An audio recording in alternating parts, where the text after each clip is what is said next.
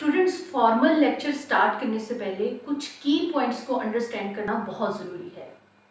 Although हम जब अपने फॉर्मल लेक्चर स्टार्ट करेंगे तो उसमें मुख्तलिफ टर्म्स एंड फिनोमेनास को काफ़ी डिटेल से भी हम अंडरस्टैंड करेंगे, लेकिन कुछ टर्म्स ऐसी हैं जो सिर्फ यूज़ तो हो रही होंगी किसी ना किसी स्टेटमेंट में, किसी ना किसी फिनोमेना में, लेकिन एज सच उनकी एक्सप्लेनेशन नहीं होगी। यानी कि हम उनको as a routine sentence use करेंगे, लेकिन बिहाइंड दैट वर्ड और दैट टर्म आपके माइंड में कॉन्सेप्ट होना बहुत ज़रूरी है कि अभी हम जिस चीज़ के बारे में बात कर रहे हैं एक्चुअली वो है क्या और ये क्यों इतनी इम्पॉर्टेंट है। सबसे पहले हम बात करते हैं कोलाजन की। जैसा कि हम जानते हैं कि हमारी बॉडी में मुख्तलिफ किस्म की प्रोटीन्स पाई जाती हैं और वो structural as well as functional role perform कर रही होती हैं। इन्हीं प्रोटीन में एक खास किस्म की प्रोटीन है जिसे हम कोलाजन कहते हैं। Collagen basically in elastic protein की टाइप है और ये कोलाजन फाइबर्स के अंदर मौजूद होती है। कोलाजन फाइबर्स की अगर हम बात करें तो इनमें जो फाइबर्स हैं बेसिकली वो कोलाजन प्रोटीन के मैट्रिक्स के अंदर सस्पेंडेड फॉर्म में मौजूद होते हैं, तो इसको हम कोलाजन कहेंगे या कोलाजन फाइबर्स के बारे में थोड़ी इन्फॉर्मेशन है। जब हम फॉर्मल लेक्चर में अब इस वर्ड को यूज़ करेंगे तो आई एम श्योर आपके माइंड में फ़ौरन से आ जाएगा कि ये क्या है, प्रोटीन की किस किस्म की टाइप्स हैं और ये कहाँ कैसे मौजूद होती हैं। कोलाजन के बाद हम बात करते हैं मुख्तलिफ किस्म के दीगर हार्मोन्स की। हम जानते हैं कि यूजली हमारी बॉडी में मौजूद हार्मोन्स में से अक्सर प्रोटीनेशियस नेचर के हैं, यानी कि actually they are kind of a protein. इसके अलावा और भी मुख्तलिफ किस्म के हार्मोन्स मौजूद हैं जो हमारी बॉडी में मुख्तलिफ किस्म के रेगुलेटरी फंक्शंस परफॉर्म कर रहे हैं। यानी कि हमारी जितनी भी सेलुलर एक्टिविटीज़ हैं उनको नॉर्मल फंक्शन उनका कराना वो इन्हीं हार्मोन्स की मदद से या मुख्तलिफ किस्म के एंजाइम्स वगैरह की मदद से पॉसिबल है। इन्हीं हार्मोन में एक ख़ास किस्म का हार्मोन जो बिलखसूस ख़वातीन के अंदर काफ़ी ज़्यादा मिकदार में मौजूद होता है जिसे हम एस्ट्रोजन के नाम से जानते हैं। इसी एस्ट्रोजन का लेवल उम्र गुजरने के साथ साथ बिलखसूस बड़ी उम्र कदरे बड़ी उम्र की ख़वातीन में गड़बड़ भी हो सकती है। वो एक तो एज फैक्टर भी हो सकता है या वो किसी म्यूटेशन की वजह से भी हो सकती है, वो किसी न्यूट्रिशनल एस्पेक्ट की वजह से भी हो सकती है। हम जानते हैं कि हमारी जो रोज़मर्रा खुराक है वो मुतवाज़न नहीं होती और इसी खुराक के तवाज़ुन ना होने की वजह से हम मुख्तलिफ किस्म की बीमारियों के शिकार हो जाते हैं। ओल्ड एज में ख़वातीन को बिलखसूस हड्डियों की तकलीफ़ का काफ़ी मसला रहता है। ओल्ड एज में फीमेल्स को एस्ट्रोजेंस की रेगुलर थेरेपी दी जाती है, रेगुलर डोजेस प्रोवाइड की जाती हैं और इसका मकसद ये होता है कि जो उनकी बोन्स हैं बेसिकली ये वहाँ पे कैल्शियम की डिपोजिशन को रिड्यूस करने में हेल्प करती है।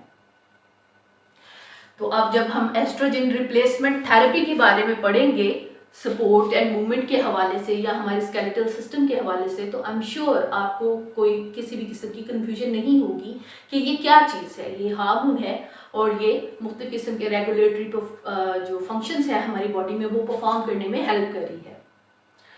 उसके बाद अगर हम बात करते हैं यूग्लिना की, तो इनमें एक टर्म यूज होती है मायोनिन्स। यूग्लिना की अगर हम बॉडी वॉल जिसे हम पेलिकल के नाम से भी जानते हैं अगर उसके बारे में बात करें तो वो मेनली प्लेट्स में डिवाइड होती है और ये प्लेट्स यूजली ओवरलैप होती हैं, एक दूसरे के बिल्कुल इस तरह से प्रेजेंट होती हैं। अब ये जो ओवरलैपिंग प्लेट्स हैं बेसिकली इन्हें ही हम मायोनिन कहते हैं। यूग्लिना से आगे अगर हम दोबारा ह्यूमन बींग्स वगैरह में या एनिमल्स में मूव करें, मुख्तलिफ जो हायर ऑर्गेनाइजेशन है, तो वहाँ पे हमें एक स्केलेटल सिस्टम या बोन्स का एक नेटवर्क दिखाई देता है जो इनकी बॉडी को सपोर्ट प्रोवाइड कर रहा होता है। बोन्स आप देखें तो एक बोन बिल्कुल, अगर मैं यहाँ पे अपनी आर्म की एग्जांपल लूँ तो यहाँ से शुरू होते हुए यहाँ पे एक बोन ख़त्म हो रही है। अगर ये कंटिन्यू रहती तो क्या मैं अपने बाजू को मूव कर सकती? कोई भी चीज़ उठाने के लिए या यहाँ पे लिखने के लिए मुझे अपने बाजू को मुख्तलिफ डायरेक्शन में मूव करना पड़ा है, अपने हाथ को, अपनी फिंगर्स की। जैसे अगर मैं मिसाल के तौर पर एग्जाम्पल लूँ, ये मार्कर है, इसको होल्ड करना है यहाँ से मुझे, तो I have to move my fingers मेरी जो बोन्स है वो एक खास डायरेक्शन में मूव करेंगी। इसी तरह जब मुझे लिखना है तो मैं पेन को कुछ इस तरह से पकड़ूंगी और मुझे अगेन अपनी बोन्स को मूव करना पड़ेगा। तो इसीलिए बोन्स में जॉइंट्स मौजूद होते हैं, यानी कि बोन्स मेनली छोटे छोटे मुख्तलिफ छोटे या बड़े हिस्सों में तकसीम हुई हुई होती हैं, जो बेसिकली हमें सपोर्ट प्रोवाइड करने के साथ साथ मूवमेंट को भी असिस्ट कर रही होती हैं। अब इन बोन्स को आपस में एक दूसरे से जोड़े रखने की भी जरूरत है। तो जब हम बात करते हैं लिगामेंट की, तो मेनली कोई भी दो बोन्स आपस में एक जॉइंट पे अटैच हो रही होती हैं and this attachment is by ligament.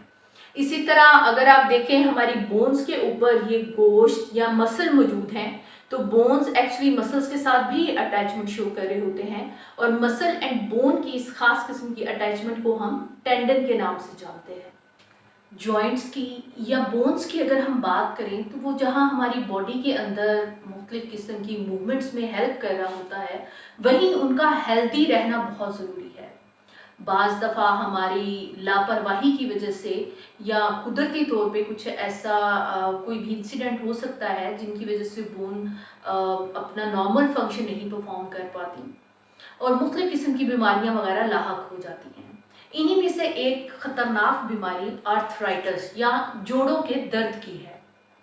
Further इसको हम 3 मुख्तलिफ टाइप्स में डिवाइड कर सकते हैं, जिसमें कॉमन टाइप है, क्रोनिक टाइप है और एक ओकेजनल है। सबसे पहले बात करते हैं हम कॉमन टाइप की, दैट इज ऑस्टियोआर्थराइटिस। इसके बाद क्रोनिक रूमेटिक आर्थराइटिस या गाउटी आर्थराइटिस शामिल है। ऑस्टियोआर्थराइटिस की अगर हम बात करें तो आपने अक्सर सुना होगा कि उम्र रसीदा लोगों में या बिलखुसूस मोटे लोगों में जोड़ों का दर्द शुरू हो जाता है।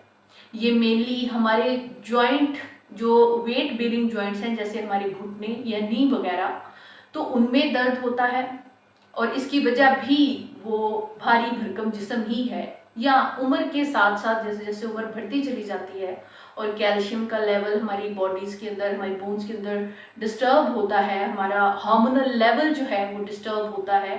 अगर फीमेल्स में हम बात करें तो मीनोपॉजल स्टेज जब आती है या प्री और पोस्ट मीनोपॉजल स्टेजेस, इसी तरह मेल्स के अंदर भी वक्त बढ़ने के साथ साथ, उम्र बढ़ने के साथ साथ हड्डियों का दर्द, जोड़ों का दर्द लाहक हो सकता है। इसको हम सिंपल वेट रिड्यूस करके ट्रीट कर सकते हैं या मुख्तलिफ किस्म की पेन किलर्स वगैरह भी इस पेन इन तकालीफ के अगेंस्ट हमें आराम पहुंचा सकती है। लेकिन बेहतर ये होता है कि आप अपने वज़न को बैलेंस करें, हेल्दी डाइट लें और जो पेन किलर्स हैं उनका कम से कम इस्तेमाल करें, क्योंकि हम जानते हैं कि प्रोलॉन्ग्ड जो पेन किलर्स का इस्तेमाल है वो हमारे गुर्दों को भी इफ़ेक्ट कर सकता है।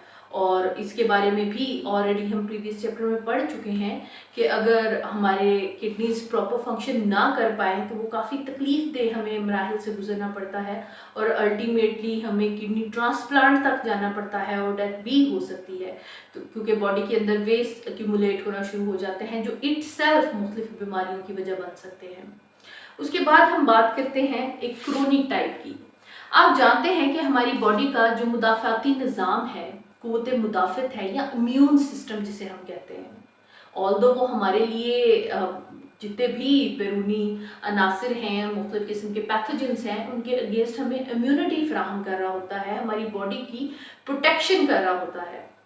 लेकिन अगर ये किसी वजह से, किसी हार्मोनल डिस्टर्बेंस की वजह से या किसी और वजह से हमारे अपने ही बॉडी के अगेंस्ट एक्शन शुरू कर दे तो वो काफ़ी ख़तरनाक बीमारियां कॉज कर सकता है। इन्हीं में से एक टाइप रूमेटिक आर्थराइटिस की है, जिसमें हमारा अपना ही इम्यून सिस्टम हमारे जो जॉइंट्स या बोन्स पे मौजूद कार्टिलेज है उसको ख़त्म करता चला जाता है। ये बेसिकली आर्थराइटिस की एक क्रोनिक टाइप है और ये इरिवर्सिबल है, इसको रिपेयर नहीं किया जा सकता। हाँ, कुछ मेडिकेशन है, पेन किलर्स हैं, उनसे आप वक्ती तौर पे दर्द में कमी तो महसूस कर सकते हैं, लेकिन इसको परमानेंटली ट्रीट नहीं कर सकते। कार्टिलेज जब बोन्स या जो जॉइंट्स हैं उनके ऊपर नहीं रहती, ये बिल्कुल ऐसे ही है जैसे अगर हम किसी मशीनरी को देखें तो अक्सर आपने अपने वालिद को या भाई को देखा होगा कि वो मशीनरी को ग्रीस कर रहे होते हैं, गाड़ी है या साइकिल है या मोटरसाइकिल है, ताकि जो पहिया है वो स्मूथली रन कर सके और इजीली गाड़ी मूव कर सके। अगर वो ग्रीस ना हो तो क्या होगा, मुख्तलिफ जो पुर्जे हैं आपस में रगड़ खाएंगे, जिसकी वजह से वो घिसते चले जाएंगे और बाज़ दफ़ा टूट भी जाते हैं और आप किसी हादसे का शिकार हो सकते हैं, या परमानेंटली आपकी ट्रांसपोर्टेशन का जो मोड है वो आपसे छिन सकता है। तो बेहतर होता है कि आप उसे कंटिन्यूसली ग्रीस करते रहें। इसी तरह हमारी हड्डियों के दरमियान में भी ग्रीस मौजूद होती है और ये ग्रीस हड्डियों में आपस में जो जॉइंट्स हैं उनको रगड़ से बचाती है। तो अगर ये ही खत्म हो जाए तो हमारी बोन्स आपस में रब करना, एक दूसरे को रगड़ना शुरू कर देती हैं, जिसकी वजह से स्वेयर, एक्सट्रीम स्वेलिंग होती है जो स्वेयर पेन कॉज करती है। That is what we call rheumatic arthritis. इसके अलावा हमारी बॉडी में अगर ब्लड के अंदर बिलखुसूस यूरिक एसिड डिपॉजिट होना स्टार्ट हो जाए तो गाउटी आर्थराइटिस हो सकता है। इसको किस तरह से ट्रीट किया जा सकता है, ऐसी डाइट्स जिनके अंदर यूरिक एसिड का कंटेंट बहुत ज़्यादा हो उनको अवॉइड किया जाए, और इसके साथ साथ मुख्तलिफ किस्म की एंटी यूरिक एसिड टैबलेट्स भी मार्केट में मौजूद हैं जो कि आपका डॉक्टर आपको रिकमेंड करेगा कि you have to use it, ताकि आपके ब्लड के अंदर जो एलिवेटेड लेवल है, बढ़ा हुआ लेवल है यूरिक एसिड का, उसको कंट्रोल किया जा सके और उसको बआसानी इन टैबलेट्स की मदद से कंट्रोल भी किया जा सकता है। लेकिन अगर आप इसको टाइमली क्योर नहीं करते तो ये आपके किडनीज को भी अफेक्ट कर सकता है, और अल्टीमेटली आप जानते हैं अगर किडनीज अपना फंक्शन प्रॉपरली परफॉर्म करना छोड़ दें तो हमारी बॉडी के अंदर मुख्तलिफ किस्म की दीगर नाइट्रोजनस वेस्ट और दीगर जो वेस्ट हैं वो एक्यूमुलेट होना शुरू हो जाएंगी। वाटर की रीएब्जॉर्प्शन, मिनरल्स वगैरह की रीएब्जॉर्प्शन भी इफेक्ट होगी, और इट सेल्फ बॉडी के एक्सक्रीशन के साथ साथ जो दूसरे सिस्टम्स हैं वो भी अफेक्ट होने का खदशा होता है। इसलिए बैलेंस्ड डाइट, बैलेंस्ड वेट और हर चीज़ को स्मूथली रन करना, प्रॉपर एक्सरसाइज करना बहुत ज़रूरी है, ताकि इस किस्म की जो डेपोजिशंस हो रही हैं बॉडी के अंदर उनको अवॉइड किया जा सके और एक हेल्दी लाइफ गुजार सकें। स्पोर्ट एंड मूवमेंट के हवाले से जितने भी इम्पोर्टेंट की पॉइंट्स थे और जो भी बेसिक कॉन्सेप्ट थे, हमारा लेक्चर यहीं पे कंप्लीट होता है। इंशाल्लाह ताला जल्द ही फर्स्ट फॉर्मल लेक्चर के साथ आपकी खिदमत में हाजिर होंगे। तब तक अपना बहुत ख्याल रखिएगा और हमें दुआओं में याद रखना मत भूलिएगा, क्योंकि ये चैप्टर बहुत इंपॉर्टेंट है। इसमें मुख्तलिफ किस्म के कॉन्सेप्ट्स हैं, इंपॉर्टेंट जो क्वेश्चंस हैं किस किस टॉपिक से related, long question, short question, multiple choice question जो मुख्तलिफ बोर्ड एग्जाम में मुख्तलिफ ईयर्स में पूछे जा चुके हैं वो सभी शामिल होंगे, और हर लेक्चर के साथ हम उनको स्टेप बाय स्टेप एक्सप्लेन करते चले जाएंगे ताकि आपको आसानी हो कि किस टॉपिक को आपने शॉर्ट क्वेश्चन वाइज प्रिपेयर करना है और किस टॉपिक को आपको लॉन्ग क्वेश्चन वाइज प्रिपेयर करना है। तब तक के लिए जी अपना बहुत ख्याल रखिएगा, दुआ में याद रखिएगा। चैनल को सब्सक्राइब कीजिए, वीडियो को लाइक कीजिए और साथ लगे बेल के आइकन को जरूर प्रेस कीजिएगा। टेक केयर, अल्लाह हाफिज।